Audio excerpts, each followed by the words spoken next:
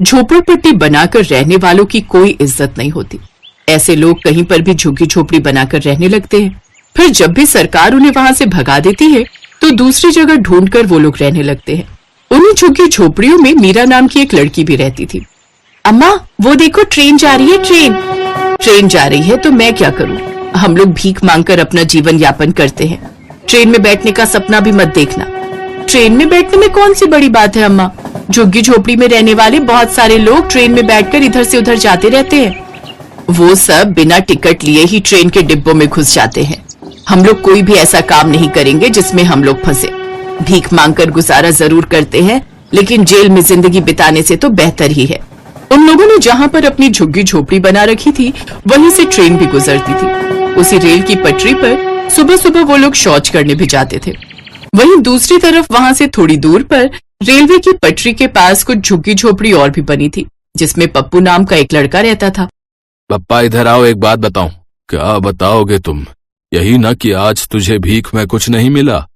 अरे नहीं पप्पा, भीख मांग मांग के हमने बहुत पैसे इकट्ठे कर लिए हैं, तो हमारी शादी काहे नहीं कर देते? फालतू में शादी में पैसा खर्च करके क्या फायदा, बता। पप्पू को शादी के कीड़े बहुत ज्यादा ही काट रहे थे। वो हर रोज रेल की पटरी पर ही शौच करने बहुत दूर तक निकल जाता था। एक दिन उसके पिता उसके पीछे पीछे चले गए, ये जानने के लिए कि आखिर इतनी दूर ये क्यों चला जाता है। तो उसने देखा कि वो हर रोज इस मीरा से मिलता था। उसने देखा कि उसका बेटा पप्पू मीरा से बातें कर रहा है। मीरा, इससे पहले कि हमारी झोपड़ियां यहाँ से हटा दी जाएं और तुम कहीं और चली जाओ, मैं तुमसे शादी कर लेना चाहता हूँ। आखिर कब तक हम दोनों हगने के बहाने एक दूसरे से मिलते रहेंगे? अरे तो इंतजार किस बात का कर रहे हो पप्पू? जो करना है तुम्हें ही करना है। तुम मेरे परिवार से बात कर लो और शादी कर लेते हैं। पप्पू जैसे ही वापस आने के लिए मुड़ा, वैसे ही उसका पिता भी वहां से भाग गया और भागकर सीधा अपनी झोपड़ी में आकर बैठ गया। पप्पू, अब मुझे समझ आ गया है कि तू मुझसे शादी के लिए रोज रोज क्यों कहा करता है। इतनी दूर तू सुबह हगने के लिए नहीं जाता था, बल्कि अपनी होने वाली बीबी से मिलने जाता था, है कि नहीं? अरे बप्पा, तुम तो बिल्कुल अंतर्यामी निकले। जब आप सब कुछ जान ही गए हो तो जल्दी से चलो, मैं आपको मीरा के परिवार से मिलवा देता हूँ और हम लोगों की शादी तय कर दीजिए।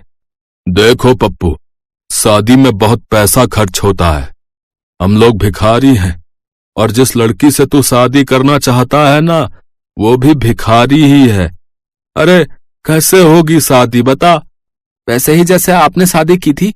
शादी के समय आप भी कहीं के महाराजा नहीं थे, हैं? आपकी हालत भी उस समय यही थी। वैसे टेंशन ना लो, शादी में ज्यादा खर्चा नहीं करेंगे, जुगाड़ से हम लोग शादी कर लेंगे।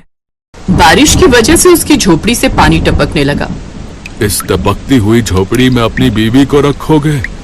बप्पा, तुम सवाल जवाब बहुत करते हो। चलो चलो, जल्दी चलो मीरा के यहाँ मेरी शादी की बात करने। पप्पू अपने पिता के साथ मीरा के घर गया और दोनों की शादी की बात तय कर दी। ठीक अगले ही दिन, मीरा, आज हमारी सुहाग रात है। तुम इस तरीके से शर्माती रहोगी तो कैसे चलेगा, बताओ।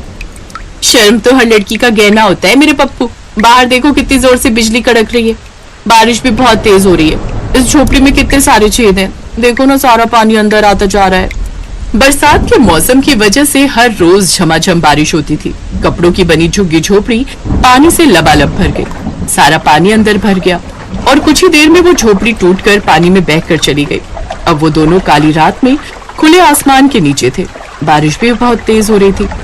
अरे बप्पा कहाँ चले गए? कहीं बारिश में बह तो नहीं गए? तभी उसका पिता भागते हुए उन दोनों के पास आया और बोला, अरे बेटा पप्पू, हमारी झोपड़ी कहाँ गई? ससुर जी, हमारी झोपड़ी बारिश में बह गई। हमारे पास ना तो कोई तिरपाल है और ना ही मजबूत कपड़ा जिससे हम दोबारा झोपड़ी बना सके। और वैसे भी इतनी तेज तूफान आया है, कैसे होगा ये सब? अरे बातें मत करो, देखो बिजली कितनी तेज कड़क रही है। ठंड की वजह से तुम्हें बुखार आ जाएगा। तभी पप्पू के पिता की नजर ट्रेन के एक डिब्बे पर पड़ी जो काफी दिनों से बंद पड़ा था। पप्पू, वो देखो, वो ट्रेन का डिब्बा कई सालों से ऐसे ही बंद पड़ा है, फालतू में बेकार पड़ा है। चलो जल्दी से उस डिब्बे के अंदर चलते हैं, कम से कम इस बारिश से तो राहत मिल जाएगी। हाँ ससुर जी, ये आपने बिल्कुल सही कहा। हम लोग बचपन में इन्हीं ट्रेन के डिब्बों में छुपकर खेला करते थे, कभी कभी तो सो भी जाया करते थे। चलिए जल्दी चलिए, इस बारिश की वजह से तो हमारी सुहाग रात भी अधूरी रह गई। अरे मीरा, कम से कम अपने ससुर जी के सामने ऐसी बातें मत करो। इतनी तेज बारिश में मुझे कुछ भी समझ में नहीं आ रहा है कि कौन ससुर है कौन पति। जल्दी चलो। वो लोग उसी रात में उस ट्रेन के खाली पड़े डिब्बे में चले गए। वहाँ पर उन्हें थोड़ी राहत मिली क्योंकि लोहे का पूरा डिब्बा था जिससे पानी अंदर आने का सवाल ही पैदा नहीं होता। तुम लोगों ने अपना सामान तो उठा लिया था ना? हाँ पप्पा, हम सारा सामान ले आए हैं।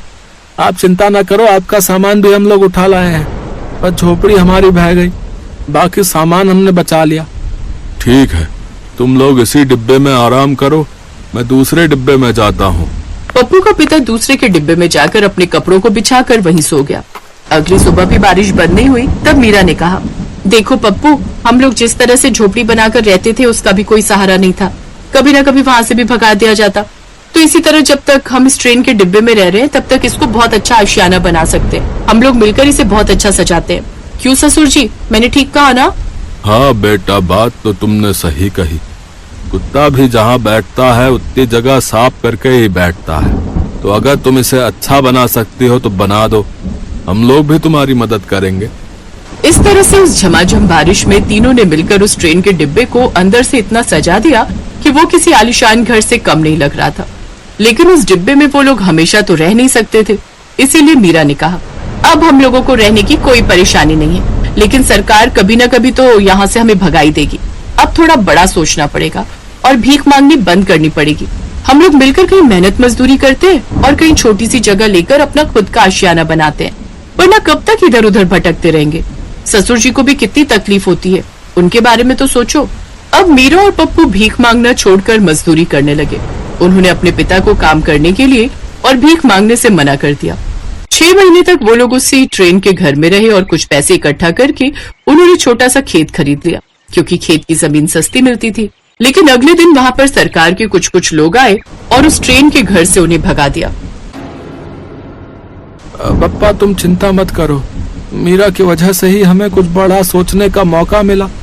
वो ट्रेन का घर तो अब हमारा घर नहीं रहा, लेकिन जो खेत हमने खरीदा था वहाँ पर झोपड़ी बनाकर रहते हैं। फिर धीरे धीरे हम लोग पैसे कमाकर वहाँ घर भी बना लेंगे। पप्पू ने उसी खेत में झोपड़ी बना ली और वहीं रहने लगे। 6 महीने फिर से काम करके उन लोगों ने धीरे धीरे अपना भी एक छोटा सा घर बना लिया। अपना घर बनाने के बाद पप्पू वही पुरानी झुग्गी झोपड़ी वाले इलाके में आया और सभी को सीख दी कि हमेशा भीख नहीं मांगनी। मैं भी तुम लोगों की तरह भिखारी ही था। तुम सभी लोगों ने मेरी शादी में प्लास्टिक के ड्रम बजाकर हमारी शादी कराई थी। मेरा भी कर्तव्य बनता है ना कि तुम लोगों को अच्छी सीख दूं। कल से तुम लोग भी मेरे साथ मजदूरी करने चलोगे। सब लोग अपना अपना घर बनाओ। तुम लोग कब तक इधर उधर भटकते रहोगे भाई? और इस तरह धीरे धीरे उन सभी भिखारियों की जिंदगी भी बदल गई।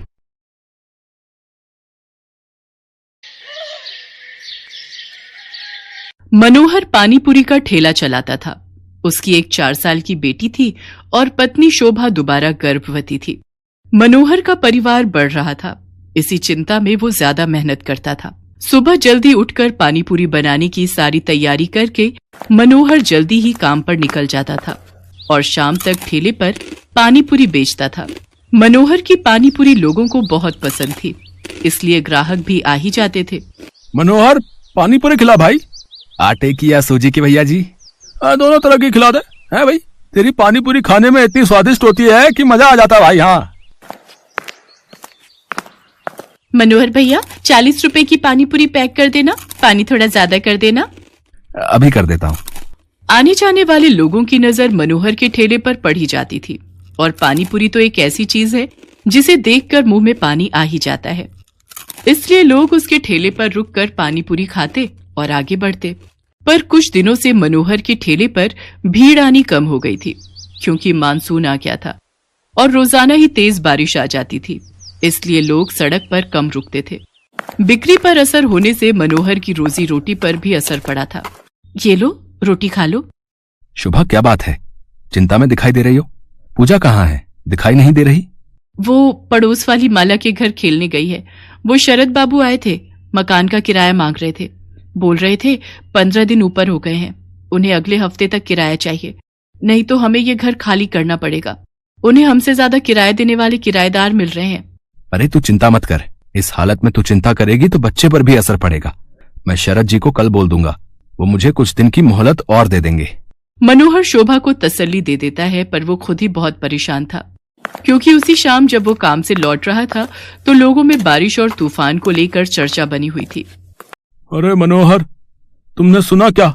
मौसम विभाग का कहना है कि अगले 4 दिनों तक भीषण तूफान और बारिश के संकेत हैं भैया। सड़कों पर पानी भरा रहेगा, इसलिए हम सब ने तो सोचा है कि कुछ दिन घर से ही ना निकले। तुम ठीक कह रहे हो भैया, 2-4 दिन अब घर पर ही आएंगे। वैसे भी मेरी अच्छी खासी बिक्री हो जाती है, पर डर भी तो है बारिश में अगर बाढ़ आ गई तो, सड़कों पे पानी भर गया तो, है घर नहीं लौट पाए तो। मैं तो सोचकर ही घबरा रहा हूं भैया। चलो भाई चलो, समय से घर चलते हैं भैया। मनोहर उस शाम को हुई इस बात के बारे में सोच सोच कर करवट बदल रहा था। उसे समझ नहीं आ रहा था कि वो अगले दिन जाए या नहीं, पर उसे मकान का किराया भी चुकाना था, इसलिए वो मकान मालिक शरद से बात करने जाता है। शरद जी, मैं अगले महीने तक आपको किराया दे दूंगा। अभी बारिशों का सीजन है तो काम बिल्कुल भी नहीं है। देख मनोहर, मैंने घर किराए पर देने से पहले ही ये शर्त रखी थी कि मुझे किराया समय पर चाहिए, पर तू हर बार ही किराया लेट कर देता है। अब मैं और देर नहीं कर सकता। तू अगले 2 दिन तक मेरा किराया दे दे, वरना घर खाली कर दे। मेरे पास इतना टाइम नहीं है कि तेरे से बात करूं, मुझे काम से जाना है। मनोहर चिंता में घुला घर लौट आता है। उसके पास कोई और चारा नहीं था, इसलिए वो अगले दिन फिर से पानीपुरी का ठेला लेकर काम पर जाने लगता है। पड़ोस की सुनीता भाभी कह रही थी कि अगले 2 दिनों तक बहुत बारिश होने वाली है, आप 2-3 दिन काम पर ना जाओ तो अच्छा है। शोभा, मैंने शरद जी से बात की थी, वो नहीं मान रहे हैं। उन्हें अगले 2 दिन में किराया चाहिए, इसलिए मुझे पानीपुरी का ठेला लगाने जाना ही होगा। मनोहर घर से निकल पड़ता है। वो ठेला लेकर जब अपनी जगह पर पहुंचा तो उसने देखा आज बहुत कम ठेले वाले खड़े थे। उसे पता था कि सबने पहले ही मना कर दिया था, इसलिए सब 2-3 दिन घर पर ही रहेंगे। मनोहर अभी अपना ठेला तैयार कर ही रहा था कि अचानक तेज बारिश शुरू हो गई और बारिश लगातार तेज होती जा रही थी। मनोहर का पूरा ठेला बारिश के पानी से भीग चुका था। उसका बहुत नुकसान हो गया था। हे भगवान, कितना नुकसान हो गया। सोचा था आज थोड़ी कमाई हो जाएगी तो किराए के थोड़े पैसे देकर शरद जी को संभाल लूंगा, पर अब क्या करूं? आज तो 1 पाई की भी कमाई नहीं हुई। अब तो वापस घर जाने के सिवा कोई रास्ता नहीं। घर ही चला जाता हूं। बारिश का पानी सड़कों पर भर रहा है, अगर कुछ देर और रुका तो यहीं फंस जाऊंगा। मनोहर अपने ठेले को अभी लेकर जा ही रहा था कि अचानक से एक गाड़ी तेजी से आती है और सड़क पर फिसलती हुई एक पेड़ से टकरा जाती है। अचानक हुए ऐसे हादसे से मनोहर दंग रह जाता है। वो देखता है कि गाड़ी एक महिला चला रही थी और बराबर में उसके एक छोटी बच्ची बैठी हुई थी। महिला की ज्यादा चोट आई थी और वो बेहोश हो गई थी। बच्ची को खरोंचे आई थी और वो दर्द से रो रही थी। मनोहर उनके पास जाता है और रोती हुई बच्ची को गोद में उठा लेता है। लोग उसका साथ देने से मना कर देते हैं। हे भगवान, न जाने ये कौन है। चुप हो जा बेटिया, इसके तो हाथ पर चोट आई है। अगर इन्हें कुछ ही देर में अस्पताल नहीं ले गया तो अनर्थ हो जाएगा। ए भैया, जरा ऑटो रोको। ए भैया, आओ भैया, जरा गाड़ी रोको। कोई रोक ही नहीं रहा, कोई भी मदद करने को तैयार नहीं हो रहा है। मैं इन दोनों को इस हालत में यहाँ मरने के लिए नहीं छोड़ सकता। मेरी आत्मा इसके लिए कभी हाँ नहीं कहेगी। अब मैं क्या करूं? अब तो एक ही रास्ता बचा है। मनोहर को कुछ समझ नहीं आ रहा था। उस महिला की हालत गंभीर होती जा रही थी, उसके खून बह रहा था। मनोहर जल्दी से अपने ठेले का सामान उतारता है और बड़ी मुश्किल से उस औरत को अपने ठेले पर लिटाता है और बच्ची को भी साथ में ठेले पर बिठाकर बारिश में भीगता हुआ बड़ी मुश्किल से एक अस्पताल में पहुंचता है। उसे इस हालत में देखकर अस्पताल के डॉक्टर और नर्स जल्दी से उस महिला को एडमिट करते हैं। मनोहर उस रोती हुई बच्ची को संभाल रहा था। बच्ची के हाथ में चोट थी। मनोहर ने अपने मोबाइल से अपनी पत्नी शोभा को भी फोन कर दिया था ताकि वो परेशान ना हो। कुछ घंटों बाद महिला को होश आता है। वो अपने पति को फोन मिलाती है। कुछ देर बाद उसका पति हॉस्पिटल पहुंचता है और अपनी पत्नी और बच्चे की हालत देखकर घबरा जाता है। डॉक्टर, सुषमा कैसी है? ये सब क्या हो गया? सुषमा, मुझे तो लगा था तुम अपनी मम्मी के घर पहुंच चुकी होगी। रोहित, मैं घर से निकली थी तो बारिश नहीं थी। मैंने सोचा आराम से पहुंच जाऊंगी, पर अचानक पता नहीं क्या हुआ, मैं गाड़ी संभाल नहीं पाई। कीचड़ में वो फिसलती चली गई और उसके बाद तो मुझे होश ही नहीं था। रोहित, ये भैया बहुत अच्छे हैं। आज इन्होंने ही मेरी और स्वाति की जान बचाई है। आपकी वाइफ ठीक कह रही हैं। आज की दुनिया में ऐसी मदद कोई नहीं करता। हमने अपनी आंखों से देखा था। ये भैया बारिश में अपने ठेले पर आपकी पत्नी और बच्ची को हॉस्पिटल लेकर आए थे। मैं आपका एहसान किस तरह से चुकाऊंगा? आपने जो मेरे लिए किया है, उस एहसान के बदले में आपके लिए कुछ भी कर सकूं तो मेरे लिए बहुत बड़ी बात होगी। बाबूजी, ये तो मेरा धर्म है। अगर मुसीबत में पड़े लोगों की जिसने सहायता नहीं की तो वो इंसान ही क्या। रोहित को पता चलता है कि मनोहर पानीपुरी का ठेला चलाता है। वो देखता है कि मनोहर बहुत गरीब और मजबूर है, जो अकेले ही बड़ी मुश्किल से अपना परिवार चला रहा है। मनोहर भैया, अब आपको चिंता करने की कोई जरूरत नहीं है। आपका मकान का किराया भी भर जाएगा और आपके परिवार की परेशानियां भी दूर हो जाएंगी। आपकी अपनी पानीपुरी और चाट की दुकान होगी, जिसको खुलवाना मेरी जिम्मेदारी है। रोहित की बातें सुनकर मनोहर के चेहरे पर खुशी झलक आती है। कुछ ही दिनों में रोहित मनोहर को पानीपुरी और चाट की एक बड़ी और अच्छी दुकान खुलवा देता है। मनोहर को उसकी अच्छाई का फल मिल जाता है और उसकी सारी परेशानियां दूर हो जाती हैं। Thanks for watching.